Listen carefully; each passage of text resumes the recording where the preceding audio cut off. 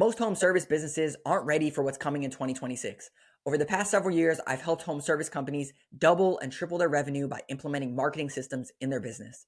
In this video, I'm giving you 5 things you have to do today to prepare your business for 2026. If you don't put these in place, you're going to be invisible on AI search, stuck in your shoulder season, spending money on ads that you have no idea if they work. Okay, let's start with the foundation of it all, which is content. And if you want to show up in AI search and dominate your market in 2026, you need a content system. So you need to create this content system in your business to rank on AI search. Why is this important? At the end of 2026, there's going to be AI avatars that are on your website, communicating with your customer in your sales process. Also, AI avatars that are creating content for your business. Right now, the number one thing that you can be doing is creating content that feeds these large language models and these AI avatars and trains them on your business. It's not just about creating a social media post so that you get likes and comments and customers. It's about training these large language models and AI search that your business is the go-to company and giving it the information to train it so that way it recommends you inside a search. So it's very, very important. And here's a system that you should build out is what we call a flywheel of content. So basically, you inside of your business, you already have subject matter experts saying smart things. You have customer service representatives, you have salespeople, you have rehashing people, and a bunch of other people that know a lot of stuff. They are having conversations every single day with your customers and prospects and giving them education and information. You need to extract that information out of your business and plug it into your content. Here's how you do it. All of your calls should be recorded using tracking numbers. Those tracking numbers have transcripts. Any transcript that's over 5 minutes has gold in it. You need to take that transcript and turn it into a blog post, or take that transcript and turn it into hooks to create content off of the real questions that your customers are asking, and then educating people through your content. So the flywheel content is take what your experts are already saying and turn it into content. What we do is 1 hour per month. We take all of your content, we get on a call, and we help educate you on how to create content for your business. What this allows you to do is to create very, very good organic content that trains large language models and AI search. However, it also gives you ammo when you want to run ads. Because right now, you might be slow and you're like, oh my gosh, I want to run Facebook ads or Instagram ads or some other creative ad. But you're just trial and error and throwing things out there and spending money on creative that you don't know if people actually like it. When you create organic content, you just take your best organic content and then you run ads on it because you already know that people are engaged with it and it turns into leads. This is called amplifying your organic stuff. This is the content system that you need in your business. Not just going to ChatGPT and getting fluff and using that for content. It's about training these AI large language models on your business. This, I guarantee you, at the end of 2026, if you don't do this, you're going to wish that you had started creating content to build this out in your business. What topics should you be talking about? I'll actually link this down below. We had a webinar where I created this graphic and gave it away, and I'll give it away to you as well. It's the 52 content topics to boost your rankings in AI search. It literally goes through 52 things, one a week. You just go up here, file, make a copy, and it's yours for free. The topics inside of there are these 5: cost and price. How much does it cost to get my gutters clean? How much does it cost to get my HVAC repaired? How much does it cost? Blah, blah, blah. Problems. What problems do I typically have with this? Should I do this or this? That's the comparisons one. Should I replace my system or just repair it? How do I know what to do? Reviews. Here's the top 5 HVAC contractors in the local area. Here's the top 5 brands for da-da-da-da-da. And then best in class. This is the top of the line new ductless system that you should be getting inside of your home. Basically, you want to create content that you're the subject matter expert in educating people on all these things. This is from the book They Ask You Answer by Marcus Sheridan, who's been on our podcast several times. But these are the topics that are unique to you, that you have a unique education on. And if a family member or someone asks you, you're going to know exactly what to say and educate them on this.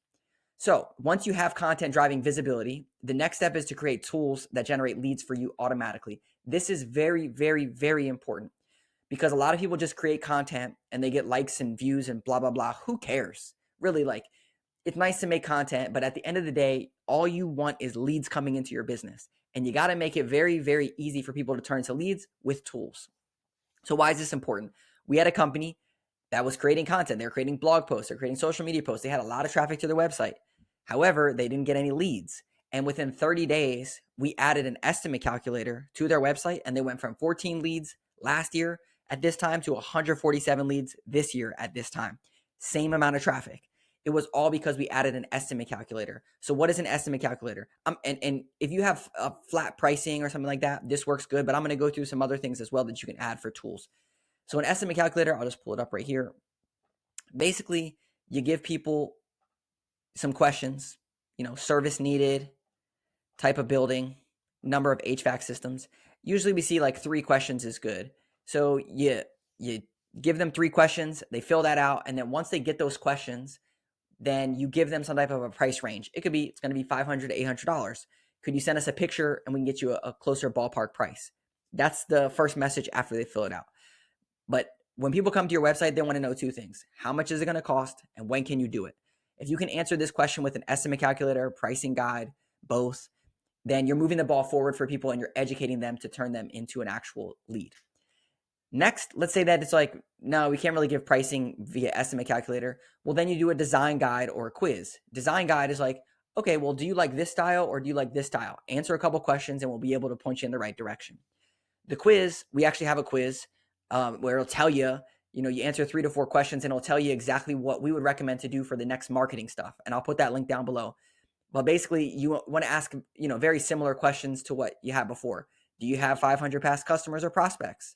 Yes, no, not really, not sure. Okay, let's see. Then you want to ask them another question. Okay, well, how strong is your referral B2B network? Very strong, somewhat strong, not strong. And based off of what they say, then you're building a prescription for them to send to them and say, hey, you should do this, you should do that. Okay, well, how do you build these things? There's tools like Typeform, PriceGuide.ai. A good digital marketing company can build this stuff for you. But basically, you want to create these tools that people can interact with and answer their questions and move the ball forward. And they feel like, wow, that was very helpful for me. And now you capture their information and move the ball forward. Last one is online scheduling. I mentioned people want to know how much is it going to cost? When can you do it? So if you have a CRM, Jobber, House Call Pro, Service Titan, you should set up online scheduling with them. So that way people can, hey, I saw your content. I want to set up a meeting. Let me move the ball forward and let me schedule an appointment with you. These are the tools that you need to have on your website. And I'll give you one other simple one that every single person should have is a chat widget to text. This is like, 2 years ago, you should have had this. So if you don't have it going into 2026, like you got to do it. But it's a chat widget that turns it into a text message. Someone fills out a chat on your website, you capture their phone number. Now you text them back. You got to have that set up. So, okay, but leads don't just come in, right? So like in your shoulder season, it's not like people are searching online. That's why it is the shoulder season, because there's this lull of searches and inquiries happening about certain things, which is why January to March, specifically we're talking about 2026, is usually a slog for a lot of people. So that brings me to, you have to have a strategy for number 3. You got to attack the shoulder season with a plan. And it's like, okay, Phil, you're a dude on YouTube. How do you, what do I do? Well, I actually used to be director of business development at a $3 million home service business. And I had 13 routes and 28 technicians, and we did air duct cleaning. So we were in the HVAC space. So I know for a fact that January to March, I had 28 guys who had to feed their families, who needed hours, who needed jobs on the books. So that way they felt confident in working here and they could continue to provide for their family. And it was my job as director of business development to make that happen. So I know full well how to attack shoulder season and why it's important. Trust and believe that. So here's the things that I would recommend that we implemented in our business to make sure that we got through shoulder season just fine. First is to build B2B partnerships. What does this mean? First, you should start building them now because you want the partnerships to get warm leads coming into your business. So in HVAC, gutter cleaning, everyone faces different challenges when it comes to shoulder season. But I'll give you a good example. Let's say you do gutter cleaning, but you don't do Christmas lights. We'll find a company that does Christmas lights, and when they take off the Christmas lights in December, they're up on the roof or looking at gutters, and they can instantly refer gutter cleaning to you. So it's like, hey, you're going to take the Christmas lights off and you don't have anything to do for them in January, February, March, but I do. You could recommend gutter cleaning to those people and I'll pay you for those customers so you can get paid more money off of every single customer that you already have, and we'll work together great. And when I do their fall gutter cleanings, I'll refer you because I don't do Christmas lights and they should get Christmas lights going into the winter seasons. That is essentially what a B2B partnership is, specifically when you look at this shoulder season time frame of You got to build these B2B partnerships so that way going into shoulder season, you have a game plan. What we did was we did duct cleaning. So we partnered with HVAC contractors and mold remediation companies that referred us business. So these HVAC contractors would get no heat calls, then they would go out and then they would turn those people into duct cleaning opportunities for us. We'd also have commercial jobs, duct cleaning, residential and commercial, where we would say, hey, let's schedule them January to March. So that way we don't have to do it throughout the year. And we have these annual cleanings that we need to do at this time. This leads me to another one on here. Actually, I didn't put it on here. I mean, this is just like good business. These are things that you could do in 2025. But if you have these big projects that you do every single year, schedule them January to March, your shoulder season. It will cover your shoulder season, and then you free up the rest of your schedule for the rest of the time. Next for attack shoulder season is have a core offer for your database. Okay. The reason that is shoulder season is because people are not searching, right? There's no searching happening, so people don't have intent. There's no interest in your service. So what you need to do is have a core offer for your database. Let's say you do HVAC. Every single person that didn't do the fall inspection with you, you know this because they didn't sign up for fall inspection and they're in your database. Take those people and say, hey, we noticed you didn't do your fall inspection. We have a big winter freeze coming up and your HVAC unit is going to be running a lot. You should schedule a winter tune-up so that way we'll make sure that your stuff's good to go through the winter. We'll give you a discount of, instead of $79, we'll give you $59. We're going to be in your neighborhood next week. Basically, you need to have a core offer to reach out to people in your database and offer them something. If you do sprinkler service, like we have a client, they do sprinkler service and gutter cleaning and Christmas lights. But the biggest issue is that January to March, they have no business. So the core offer that we're going with is gutter cleaning. They're in Texas, so there's no snow or anything, but it's like, we're going to go with gutter cleaning. So Christmas lights come off, gutter cleaning goes in, and then we're hitting the database with gutter cleaning offers. And then now we're going to be proactive with gutter cleaning because you got to do that every single year. So we're going to schedule every single person January to March, and then maybe right before fall with their Christmas lights. So that way they're good to go. Basically, you need a core offer that's going to get you through shoulder season. Third, do a giveaway. Okay. I'm very, very excited about this. I have a lot of content coming out about giveaways. We might do giveaway for Flash, just a little nugget there. But doing giveaways to get people excited. What does this mean? There's no interest going on. So do a giveaway. A giveaway is this. Hey, we're going to give away a new ductless system for anyone in their home that has a cold room in their home. Do you want a new ductless system to fix the cold room in your home during the holidays or during the winter season? Yes. Okay. Go here and enter to win. Now, if you refer someone, if they win, then you both win ductless systems. And set a goal. I'm going to make a whole video on this, but set a goal for the giveaway. I want to get 100 leads, and the ductless unit might cost me $10,000. Let's just say it's an expensive one. $10,000 for 100 leads. That means that it's going to be $100 per lead. So now your cost per lead is $100. If you're running ads and you're spending $200 cost per lead, well, you just cut your cost per lead in half by doing a giveaway. That's the premise of these giveaways. And then the last one is to retarget ghost and close lost from last year with a promo. You already have opportunities sitting in your database of people that came through your funnel that they ghosted you, they didn't work with you, you archived their quote, never heard from them again. Pull those people out. Your customer service reps are sitting there not doing anything. Say, hey, call these people and say, hey, Phil, I know that we gave you an estimate for gutter cleaning or for a new HVAC system. Just want to see, were you able to get that taken care of, or is that still giving you a problem? We're going into winter and I want to make sure that you're good to go. No, we weren't able to do it. You know, it's a price thing, blah, blah, whatever that objection is. Cool. Well, we have a promo going on right now because we still have 2025 and we're going in 2026. They're releasing their new pricing in April, and we want to get everyone in that we can. So here's what I think we can do. If we can make this work, let's figure this out.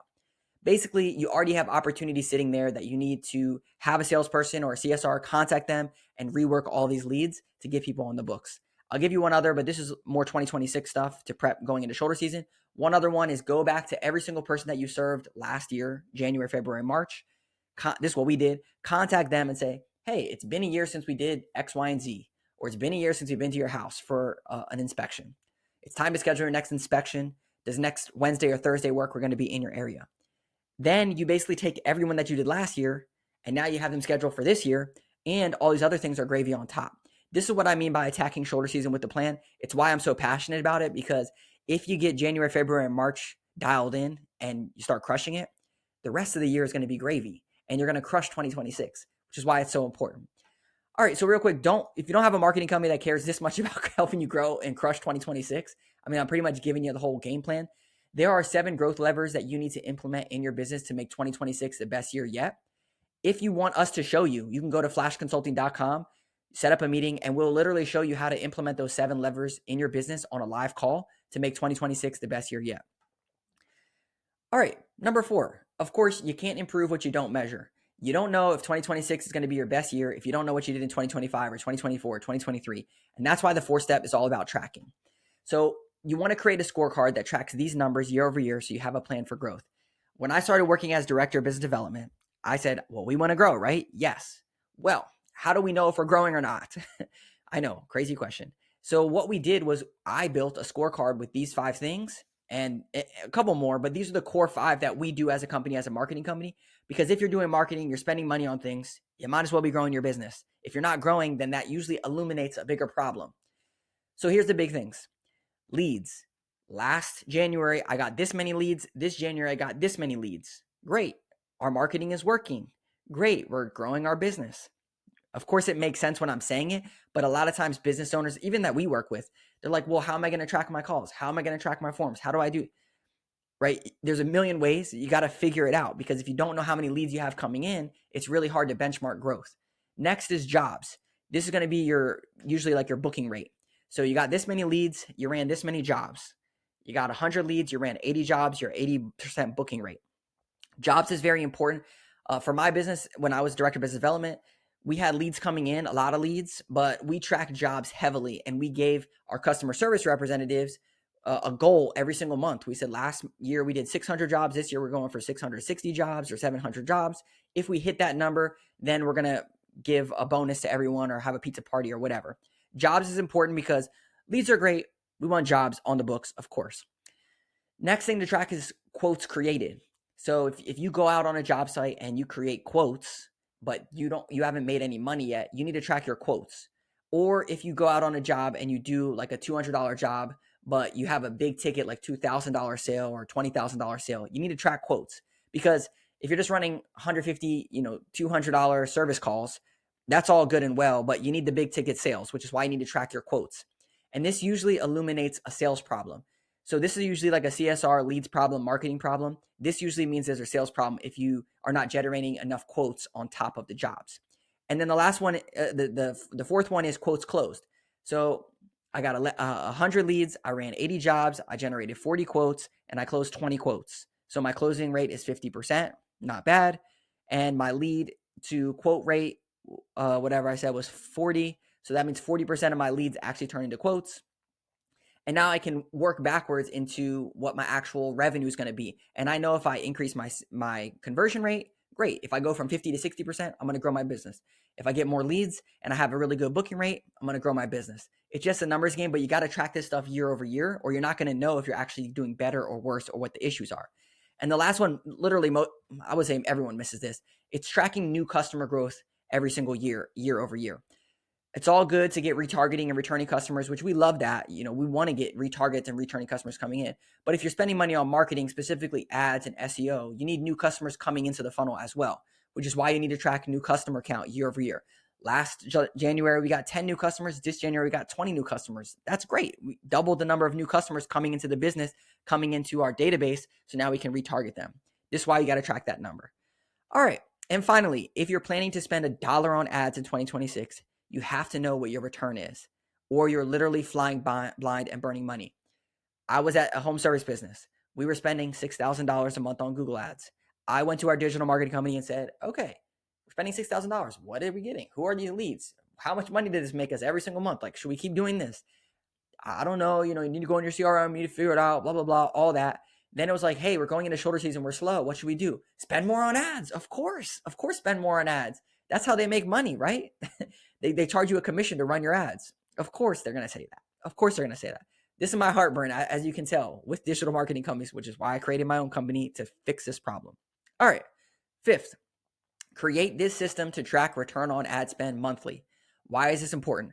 I just told you, annoying digital marketing companies, they're going to tell you to spend more on ads. They're not going to know if it works. And it's just all fluff, right? There's no substance.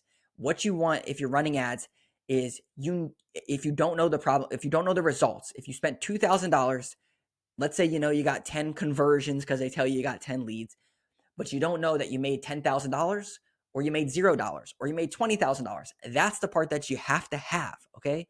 I can't stress this enough. Like, it's very frustrating to me when I talk to people and it's like, I spent $2,000, but I don't know what happened to that money. How do you know to spend more on this or that or this or that? This is basic stuff to grow your business. So here's what you do. You work with a digital marketing company that knows how to run ads, correct? You set up a landing page. So you drive the ads to a page on your website. On that page, you have a tracking form and a tracking phone number. Those two things are only for that ad. So there's no way that you can get a call from that phone number or a form from that form if it doesn't come from that ad. So unique form, unique phone number.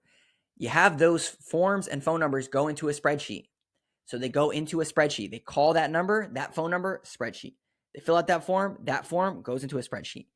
Then every single month, you go to your CRM and you take the phone number or the email address from the form and you go to your CRM and you see what happened to it. Okay, we invoiced this one, we didn't close it, or we quoted this one, we didn't close it, but it converted into an opportunity. Then you say, okay, I spent $2,000, I got 10 leads, I quoted 20,000 and I closed 10,000. That's great. Okay, return on ad spend, 5x. Great. Let's do more of that and let's increase our close rate.